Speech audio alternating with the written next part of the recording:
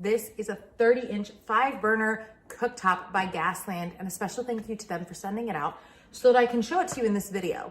While they did send it out, they didn't tell me what I have to say. So as we go over everything, know that these opinions are all my own.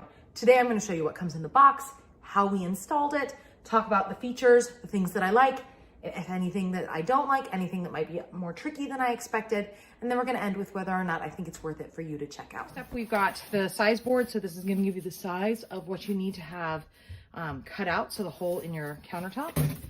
Okay, and now I've got the grates. So first of all, these are beautiful, heavy-duty grates. I'm so excited. I'm already so excited because we've got this going in. Right here, I've got some of my installation pieces that I'm going to need, so we'll set those to the side. Same thing, more of our installation components. We want to make sure that we don't lose any of this stuff. I like that everything is specific, that the foam is cut out to fit this exactly. And then we're going to have all the different components that go in the top. So here's the actual cooktop. I like that you've got the controls down here at the bottom. That's the thing I like most. Our current cooktop, the controls are on this side, so we lose all that space. So really excited to see these controls at the bottom, which is really nice. And they make sense, right? They go in order. The back side, we do have all of the connections that we need. There's just two. It's very simple. Down here at the bottom, this is where your gas is going to connect, and you can see that it's got that information right there. And then it also does need to be able to plug in so that you can have the electricity to do the sparking component. Finally, down here, there is the grill plate that is included. This is a heavy-duty cast iron grill plate. So we'll get all that out when we're going to cook, but let's go ahead and start installing this thing so we can cook on it. So before we begin the installation process, there's 3 things we need to check for. The first is that we have an outlet so that we can plug in our cooktop.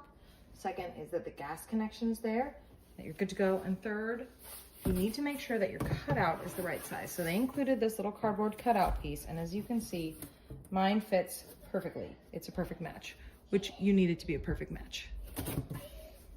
So before we get started, I want to make sure you know all the things that I have to use this. We've got a couple of wrenches that we already had. You've got the Teflon tape. This comes with it. We're actually going to use the pipe thread sealant because we already had it. It comes with this sealant to attach the cooktop to the counter. You've got the different connection pieces to the cooktop. You've got your gas tubing. This does not come with it, so make sure that you have purchased this and have that ready to go and have measured the length you need. And then it also comes with the clamps to attach the cooktop to the counter. So let's go ahead and get started. We started off by applying the pipe thread adhesive to all the connection points. This is where you would also use the Teflon tape included if you didn't have pipe thread adhesive.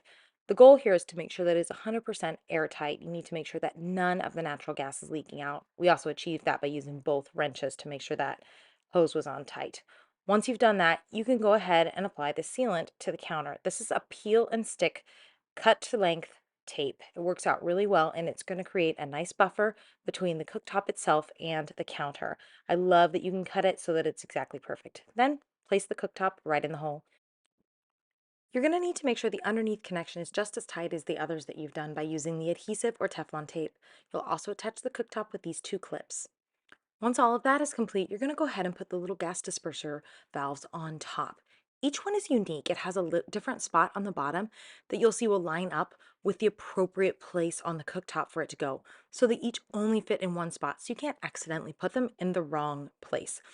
I really like that. I think it makes it a lot easier to use so that you don't have any issues. You also have the little hole where the sparker is that makes it simple. Once you've got everything on, of course, the last thing you need to do is test that it's working. Make sure you check every single burner. I also wanted to be sure to mention the thermocouple protection, which means that the gas automatically turns off if there is no flame detected on top of the burner.